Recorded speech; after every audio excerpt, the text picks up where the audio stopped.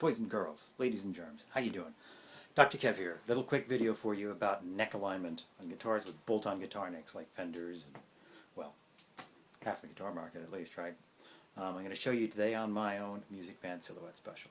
Okay? In true Blue Peter style, I have misaligned the neck for you already, so we get to see what we're talking about. How's that? Service, eh? How's this? See? Sacrificing my own guitar in the name of science. So, here we go. Alright, I want you to notice something on my guitar here. Alright? I want you to look at the position of the strings. Okay? See how much space there is on the low E side and how much space there is on the high E side. There's more space over here than there is here. Okay? Also take a look at the position dots down the center of the guitar neck relative to the D and the G strings. You see it makes the strings look like the strings are too far this direction. A lot of people automatically assume that somehow the bridge was misplaced when the guitar was made. That's actually not the case at all. It's very simple. The answer is the neck is just rotated ever so slightly in the neck pocket because, you know, as I said, we don't want a neck pocket that's perfectly tight. Okay? There's always going to be a little tiny amount of room in there. And we just want to loosen the screws that are holding the neck in place, shift the neck back into place, tighten the screws again. It's that straightforward. Okay? So here we go. I'm going to show you how to do that. Let's see if that will stay there. Oh, let's hope that doesn't fall over. All right, here we go. One screwdriver, a number 2 Phillips head. Make sure your screwdriver is in good condition. Make sure it's the right size screwdriver for the job. If you use a screwdriver that's too big or too small, you can damage the screws. The screwdriver can slip off the screw head and damage your guitar. Make sure you use the right size screwdriver, okay? All right, here we go. So, here are my 4, actually in this case I've got 5 neck screws, this being a Music Man guitar. Most bolt-on neck guitars only have 4. Some have 5, maybe even some have 6, I don't know. Here you go, 4 of them. I haven't taken off the string tension, and I'm not removing the neck.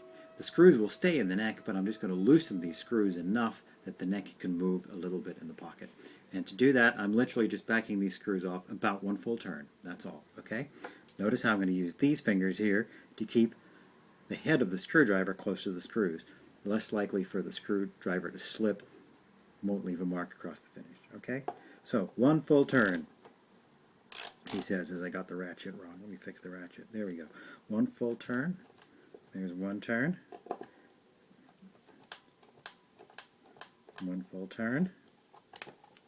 1 full turn. Da-da-da-da. 1 full turn.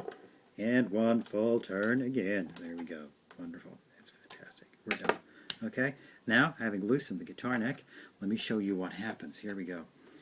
You can see the strings now. Okay? So I'm going to hold the guitar body in place with this hand over here. And with this hand, I'm just going to push and pull on the guitar neck. Can you see how much the strings shift relative to the guitar neck? You see that? So, in this case, the strings are misaligned, and I pull the headstock up, and now the strings are aligned again. My job is to hold the headstock there while I put the screws in place. To do that, I'm going to flip the guitar over so that the screws are facing away from me. Alright? With my armpit here, I'm going to hold the body of the guitar in place. With this hand, I can pull the guitar neck in the direction I want. In this case, which way do I want to go? In this case, I want to push down on the guitar neck. That's the way, just like that. Just very gently, not too much. If I push too hard, I risk cracking the finish at the corner of the neck pocket, here or back here. That's the kind of thing that can happen on any bolt-on guitar neck. It happens very frequently, in fact. It is purely cosmetic, but don't make it worse if you don't have to, okay? So I'm just enough. I can verify the strings are in the right place. There we go. Now I'm just keeping pressure with this arm, just keeping pressure on the guitar neck. And here I'm going to use this screwdriver. It's got a ratchet on it, so I'm going to use the ratchet to help me tighten up the screws. There we go. The whole time I'm keeping pressure on the guitar neck.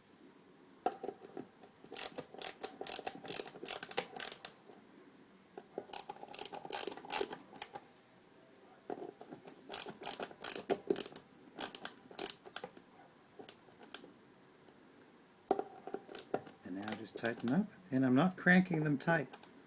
You know, I'm just getting them tight enough.